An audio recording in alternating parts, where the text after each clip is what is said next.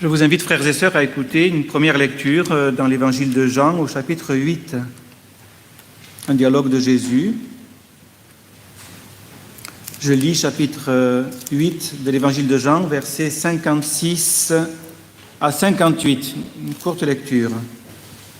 Jésus dit aux Juifs qui sont autour de lui, « Abraham, votre père, a tressailli de joie à la pensée de voir mon jour, c'est-à-dire ma venue. Il l'a vu et il s'est réjoui. » Les Juifs lui dirent, « Tu n'as pas encore 50 ans et tu as vu Abraham ?» Et Jésus leur dit, en vérité, je vous le dis, avant qu'Abraham fût, je suis. » Là-dessus, ils prirent des pierres pour les jeter contre lui, mais Jésus se cacha et sortit du temple, passant au milieu d'eux, et il s'en alla. Je vous invite maintenant à écouter la lecture d'un verset dans la lettre aux Hébreux, au chapitre 2. L'Épître aux Hébreux, chapitre 2, je vais lire le verset 9. « Celui qui a été abaissé pour un peu de temps au-dessous des anges, Jésus, nous le voyons couronné de gloire et d'honneur à cause de la mort qu'il a soufferte. » Voilà cette lecture. Et puis, dans la même lettre, au chapitre 12, je lis les premiers versets. Hébreux chapitre 12, les 2 premiers versets. « Ainsi donc, nous aussi, puisque nous sommes environnés d'une si grande nuée de témoins, rejetons tout fardeau et le péché qui nous enveloppe si facilement, et courons avec persévérance dans la carrière qui nous est ouverte, ayant les regards sur Jésus, le chef et celui qui conduit la foi à sa perfection. Lui qui, en vue de la joie qui lui était réservée, a souffert la croix, méprisé la honte et s'est assis à la droite du trône de Dieu. » Voilà ces lectures. Quand j'ai participé à une rencontre avec d'autres pasteurs et qu'ensuite je croise ma fille Laetitia, souvent elle me dit « Vous avez parlé de l'Église ou de Jésus ?» Et il y a un petit air coquin dans cette question. Et elle sous-entend qu'on a parlé de l'Église, évidemment, il y a tellement de choses à dire, hein, et que finalement on a peut-être peu parlé de Jésus. Et voilà, cette question un peu taquine est quand même justifiée, notamment au regard de ce verset que nous venons d'entendre, ayant les regards sur Jésus. Ayant les regards sur Jésus, c'est le thème du message que je voudrais partager avec vous ce matin. Le regard que nous pouvons avoir sur le Seigneur. J'ai cité tout à l'heure dans ma prière ce psaume, quand on tourne les regards vers toi, on est rayonnant de joie. Qu'est-ce que ça veut dire, tourner les regards, regarder à Jésus. Dans le 2e livre des Rois, nous est rapporté un épisode saisissant. Élisée et son serviteur se trouvent dans une ville assiégée par l'armée du roi de Syrie. Je lis. On trouve ce texte dans le 2e livre des Rois au chapitre 6. « Le serviteur de l'homme de Dieu se leva de bon matin et sortit. Et voici une troupe entourait la ville avec des chars et des chevaux. Le serviteur de l'homme de Dieu dit à l'homme de Dieu, « Ah, mon Seigneur, que ferons-nous » Élisée répondit, « Ne crains pas, car ceux qui sont avec nous sont en plus grand nombre que ceux qui sont avec eux. » Élisée pria et dit, « Éternel, ouvre ses yeux pour qu'il voie. » L'Éternel ouvrit les yeux du serviteur qui vit la montagne pleine de chevaux et de chars de feu autour d'Élisée. Et donc ces chevaux et ces chars de feu existaient bien. Ils n'ont pas été créés à ce moment-là. Élisée les voyait, mais son serviteur était empêché de les voir. Il était comme aveuglé.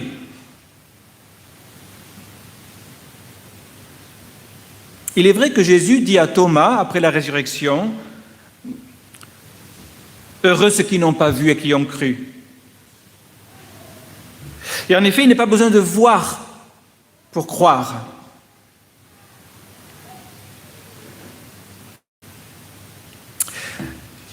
Mais celui qui croit, voit ce en quoi il croit. Je cite cette parole de Jésus, si tu crois, tu verras la gloire de Dieu. Il est vrai que c'est au futur, mais dans la Bible, le futur indique une réalité qui commence maintenant. Et Paul peut dire en effet, aujourd'hui nous voyons, certes au moyen d'un miroir, imparfaitement, mais alors nous verrons face à face. Et donc, il y a bien quelque chose à voir dans la foi et pas seulement à entendre. C'est-à-dire dans l'idéal, si je puis dire, pendant que vous écoutez, un paysage devrait se dessiner devant vos yeux. Et il devrait y avoir dans le culte, à entendre et à voir. Il est vrai que Jésus dit à Thomas, « Heureux ceux qui n'ont pas cru et qui ont vu. » Mais celui qui croit voit des choses que les autres ne voient pas. Et je crois qu'en rapport avec la foi, le verbe « voir » ou le verbe « regarder » est employé aussi souvent que le verbe « entendre » ou que le verbe « écouter ». Alors, je reviens un instant sur la lecture que nous avons entendue, ce dialogue, ce quiproquo de Jésus avec les Juifs qui l'entourent. Et tout d'un coup, Jésus dit, Abraham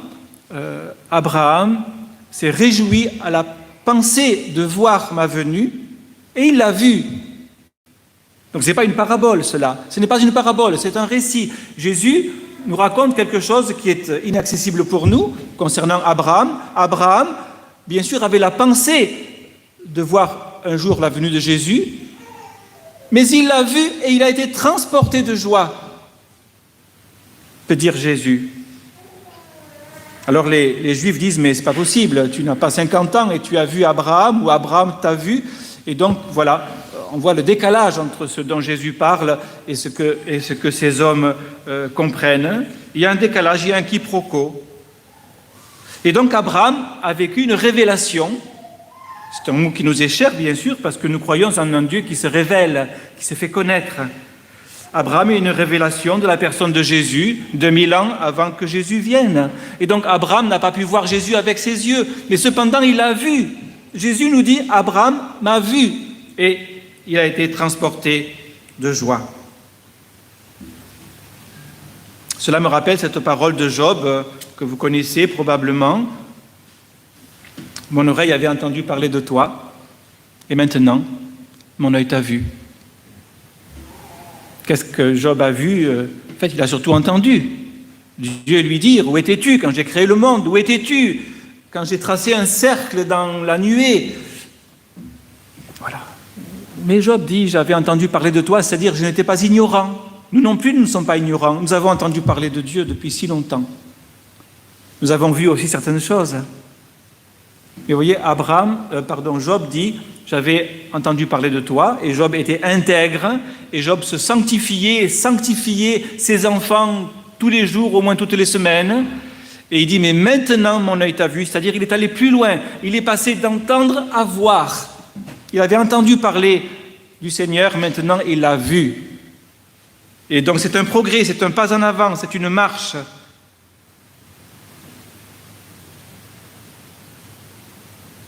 Entendre peut faire penser à une idée, voir fait penser à une réalité. Cela, je pense, a une grande importance, notamment dans les périodes de persécution. Je pense que ceux qui peuvent voir ce dont ils ont entendu parler, ceux-là tiendront. Il y a, à ce que je viens de partager là, je pense, beaucoup d'implications et je voudrais en indiquer 3. Il y en a beaucoup plus, mais je vais en retenir 3.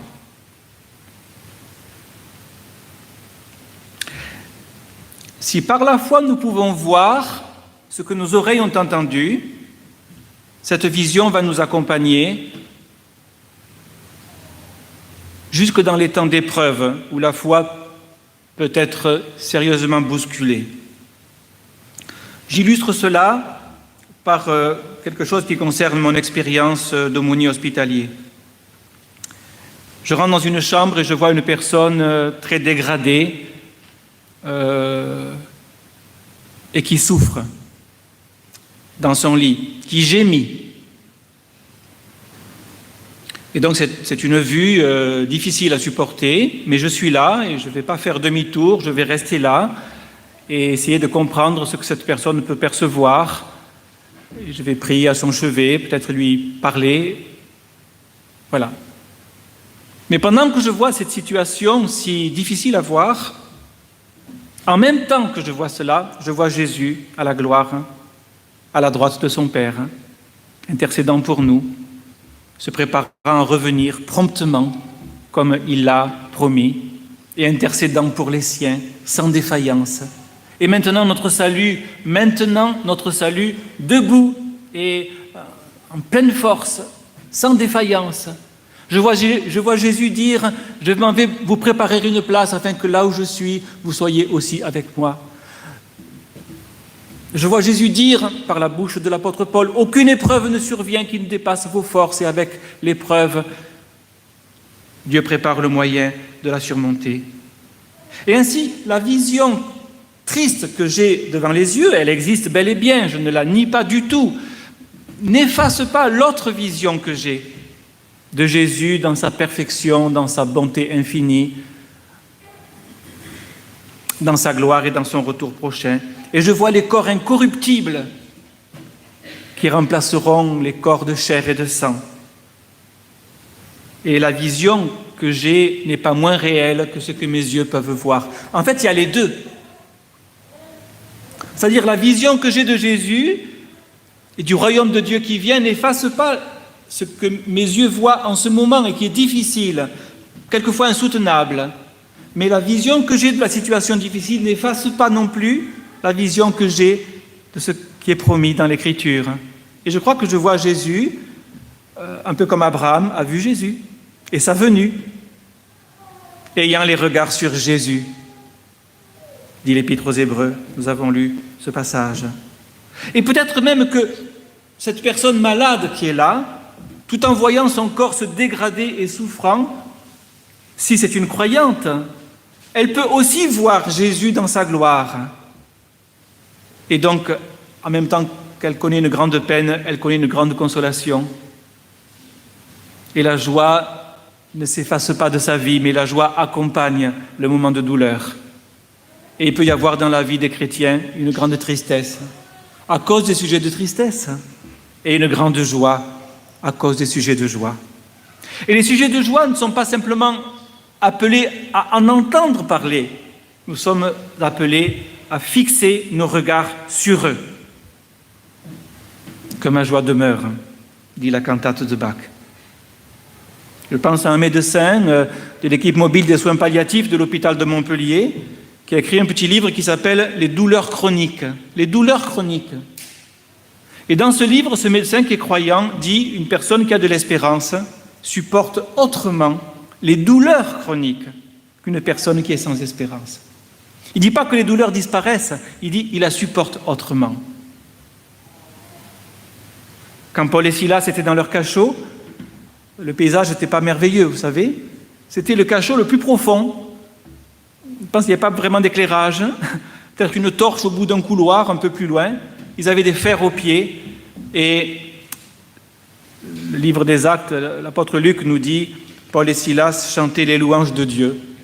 Et je pense que Paul et Silas voyaient bien le cachot, les chaînes, un avenir très sombre et plus qu'incertain.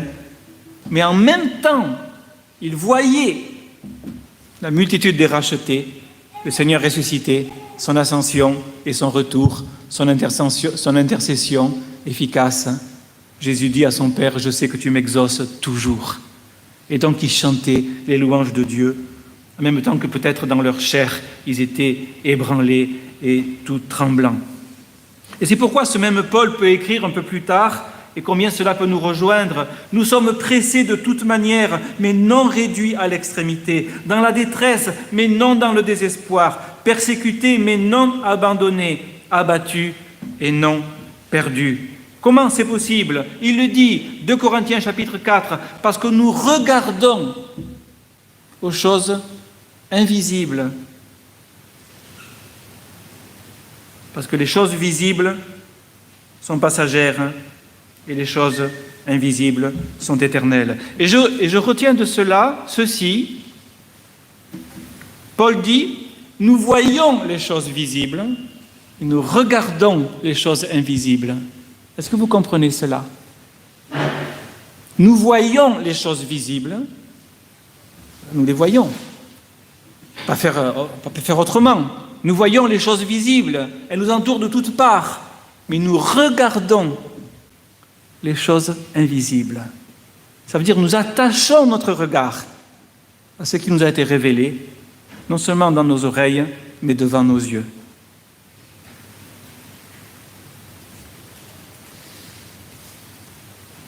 C'est une première implication concrète, je trouve, qui permet à la joie d'accompagner la tristesse et la peine, parce qu'il y a devant nos yeux un paysage que personne ne peut effacer et qui demeure quand bien même la réalité ressemble au contraire des choses que nous regardons. Alors, je propose une deuxième implication, pas si facile à cerner, peut-être à saisir ou à vivre, mais quand même, l'apôtre Paul nous invite à aller plus loin en contemplant. En contemplant, c'est un mot qui nous est presque étranger.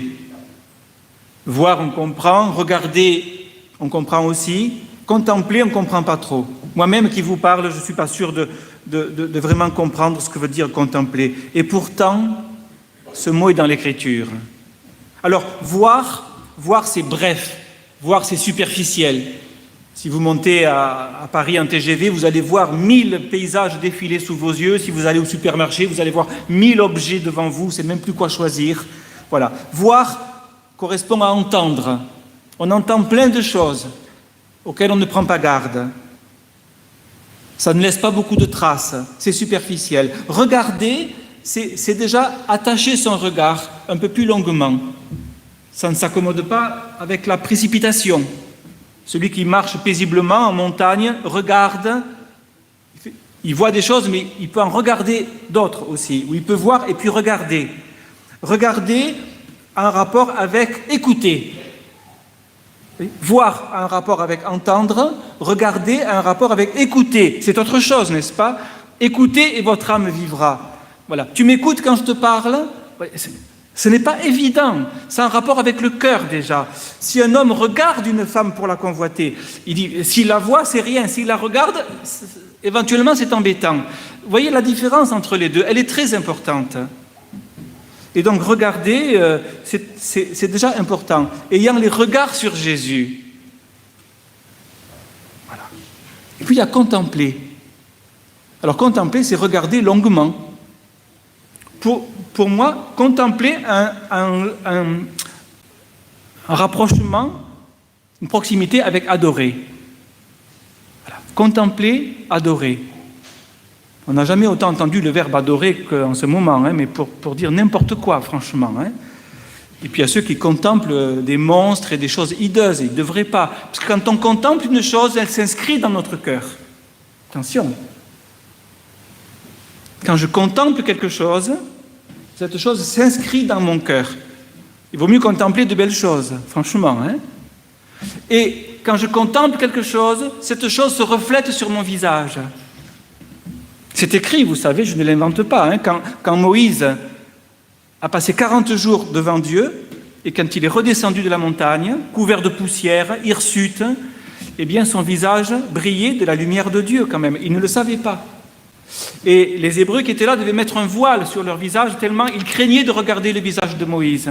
Et donc si je contemple le Seigneur Jésus, quelque chose s'inscrit sur mon visage sans que j'y pense, même si je suis malade, même si je suis fatigué, même si je suis triste. Ce que je contemple s'inscrit sur mon visage. Et ceux qui me regardent voient ce que j'ai contemplé. C'est très grand. sans parole. Ça veut dire que quand Jésus était sur la croix, son regard était vers son Père, n'est-ce pas? Mais un des deux brigands a regardé Jésus et a vu le Père de Jésus. Il a compris qu'il était pécheur, il a compris que Jésus était innocent, il a compris que Jésus était le roi d'un royaume éternel. Et il a dit, souviens-toi de moi quand tu entreras dans ton règne. Il dit cela à un mourant. Et Jésus dit amen à la prière de ce brigand. C'est bien quand Jésus peut dire amen à notre prière, frères et sœurs. Hein? Ça veut dire on ne s'est pas trompé. Voilà. Donc contempler, c'est regarder longuement. Et l'apôtre Paul dit, quand nous contemplons le Seigneur, nous sommes transformés, en grec métamorphosés, à son image par le Saint-Esprit. Ça pourrait remplacer beaucoup de prédications, mais disons que les deux sont utiles. Mais l'un ne remplace pas l'autre. Contempler.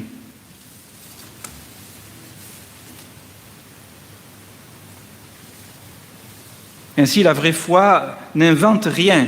Elle ne crée pas une réalité nouvelle comme quelques-uns le croient. Les incroyants pensent que la foi crée quelque chose de nouveau qui nous fait du bien. C'est pas vrai. La foi voit des choses qui existent et que certains ne voient pas et que d'autres voient, et d'autres la voient et d'autres la regardent, et d'autres la regardent et d'autres la contemplent. Ayant les regards sur Jésus, qui lui-même portait ses regards sur la joie qui lui était réservée. C'est merveilleux cela. Et à cause de cela, il a accepté la honte, l'humiliation, la malédiction et la mort de la croix. À cause de la joie qui lui était réservée. Et donc nous apprenons dans ce texte que Jésus lui-même portait les regards sur quelque chose qui était au-delà de lui. Et ce regard sur la joie qui lui était réservée lui permettait de passer par le passage sordide, sombre, qu'il aurait voulu éviter à tout prix, ou même la relation avec son père était comme brisée. En tout cas, il l'a senti comme cela.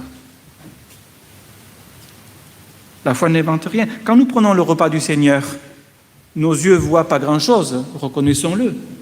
Nos yeux voient, il y a des coupes en argent quelquefois, des fois c'est des gobelets en plastique, déjà ça change un peu importe. Mais nos yeux voient un peu de pain, un peu de vin ou du jus de raisin. Enfin voilà, nos yeux voient ces choses-là. C'est dérisoire. J'espère que nous ne voyons pas que cela. Enfin, nous voyons ces choses passagères, mais nous regardons. Je ne sais pas ce que vous regardez quand vous prenez part au repas du Seigneur. Vous regardez la croix, parce que c'est pour des pécheurs qu'il est mort. Vous regardez le berger qui rassemble ses brebis, il n'en manquera aucune au dernier jour. Aucune ne manquera à l'appel. N'est-ce pas? Et vous voyez le repas des noces de l'agneau, où Jésus boit de nouveau du vin avec nous, dans une réalité qui ne connaîtra plus ni ombre, ni deuil, ni douleur, ni cri, ni peine. Nous voyons cela, mais j'espère que nous le regardons aussi, et que ça nous accompagne constamment, parce que ce sont des réalités qui méritent d'être conservées constamment devant notre regard, notamment évidemment dans les moments difficiles. Comment contempler peut-être certains amis catholiques le savent mieux que nous, je n'ai pas peur de le dire. Apprenons à contempler, nous qui réfléchissons beaucoup avec nos neurones et qui avons de la peine à nous asseoir et à méditer, à repasser dans nos cœurs, comme le faisait Marie, n'est-ce pas, les choses dont nous avons entendu parler. Comment contempler, frères et sœurs, quand vous lisez votre Bible, paisiblement, vous contemplez le Seigneur. Donc ce n'est pas si difficile. Si vous la lisez un peu comme un pasteur qui prépare sa prédication pour dire qu'est-ce que je vais dire, c'est pas sûr que vous contempliez. Mais quand vous prenez le temps de lire votre Bible, quels que soient les passages, livres historiques, livres poétiques, les évangiles, quand quelqu'un dessine un paysage avec des personnages, avec des perspectives, avec un avenir qui s'appelle l'espérance, quand vous lisez votre Bible, vous contemplez le Seigneur et ses œuvres. Donc vous avez déjà commencé à le faire. Ne vous relâchez pas de le faire, frères et sœurs. Et si vous priez après avoir lu la Bible comme cela, vous n'êtes pas loin de contempler celui qui vous aime et qui revient bientôt. La troisième implication, je vais l'évoquer très rapidement. il y a un lien entre voir et entendre. Donc, si nous entendons, si nous écoutons le Seigneur, peut-être nous pouvons regarder et même contempler ce qui nous est révélé.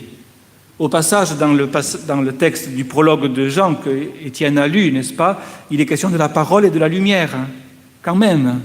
La parole, c'est pour entendre, la lumière, c'est pour voir, si je ne me trompe pas.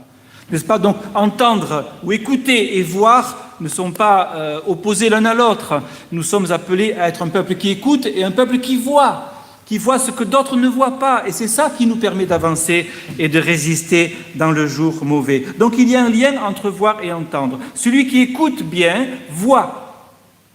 Et celui qui voit, écoute peut-être autrement ce qu'il a à entendre, ce qu'il a à écouter. Et là, je retiens cette parole du tout début du livre du prophète Ézéchiel, chapitre 1er, verset 28. Ézéchiel dit « À cette vue, je tombais sur ma face et j'entendis la voix de quelqu'un qui parlait. » Et donc, il a d'abord vu et ensuite il a écouté. Alors, on dit qu'il y a des musulmans qui ont la vision de Jésus. Après, ils cherchent un prédicateur pour entendre parler de Jésus. Quelquefois, la vision précède l'écoute. Disons que les deux sont nécessaires et que les deux vont se nourrir l'une l'autre. Voilà. Regardons à Jésus pour entendre sa voix. Écoutons ce que nous dit l'Esprit pour avoir le paysage de la seigneurie de notre Maître et Sauveur devant nous. Et ayons ainsi des oreilles qui écoutent et des yeux qui voient. Ne soyons pas comme ceux qui ont des oreilles et qui n'écoutent pas, comme ceux qui ont des yeux et ne voient pas. Ayons les regards sur Jésus, qui lui-même, et je termine avec cela que j'ai déjà dit, Jésus qui lui-même avait les regards sur la joie qui lui était réservée. Et à cause de cela, alors qu'il était sur le point de fléchir, il a dit « Seigneur, que ta volonté soit faite et non la mienne. » Le mieux est d'être avec le Seigneur, même si le passage est quelquefois difficile. Je vais prier.